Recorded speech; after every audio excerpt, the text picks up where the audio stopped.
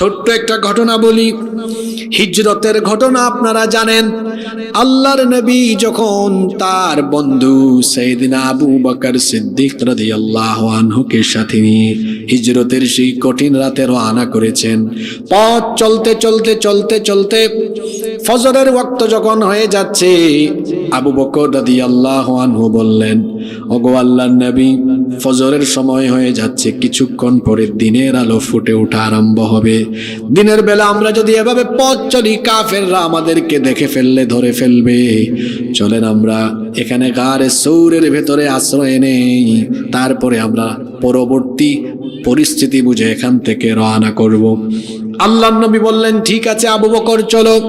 ছোট্ট গুহা, খুবই সংকীর্ণ গুহা, এখানে ভালো মতন শোয়াও যায় না, আবার ভালো মতো বসাও যায় না। বসে মাথা উঁচু করলে এই গুহার কাছে আসলে দেখা যায় এখানে কে আছে সেটা বোঝাও যায়। আল্লাহর নবী এবং সাইয়েদনা আবু বকর রাদিয়াল্লাহু আনহু ছোট্ট সংকীর্ণ এই গুহার মধ্যে আশ্রয় নিলেন। দিনের বেলা কাফিরের দল, দিনের বেলা কাফিরের দল এই গুহার একেবারে নিকটবর্তী হয়ে গেল। আবু বকর রাদিয়াল্লাহু আনহু বললেন, ওগো আল্লাহর নবী, সম্ভবত কিছুক্ষণের মধ্যে আমরা ধরা খেয়ে যাব। পরিস্থিতি মনে হচ্ছে না ভালো, কারণ কাফিররা একদম কাছাকাছি চলে এসেছে, আর একটু এগিয়ে আসলে আমাদেরকে ধরে ফেলবে। কারণ এই গুহাটা এত ছোট, এত সংকীর্ণ, কাছে আসলে পরে ভেতরে কে আছে তা বোঝা যাবে। আল্লাহর নবীকে আবু বকর রাদিয়াল্লাহু আনহু বললেন, যদি আমরা ধরা খেয়ে যাই, আমরা তো ওদের সাথে পারবো না, কারণ আমরা মাত্র 2 জন, আর এরা তো অনেকজন। এই কঠিন বিপদের সময় আল্লাহর নবী আবু বকর রাদিয়াল্লাহু আনহুকে কি জবাব দিলেন শোনেন।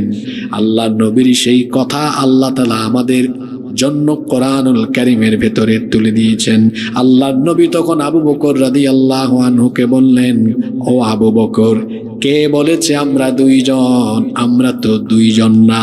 লা তাহজান ইন্নাল্লাহা মা'না, ভয় করো না, আমরা তো 2 জন না, নিশ্চয়ই আমাদের সাথে আরেকজন আছেন।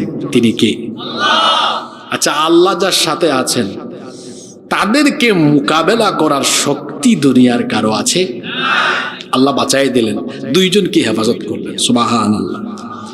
ওই যে মুসা নবী, তিনি যখন তার উম্মত বনি ইসরাইলকে নিয়ে আল্লাহর হুকুম পাওয়ার পরে রাতের অন্ধকারে রওনা করলেন, মিশর থেকে চলে যাবেন, রওনা করেছেন।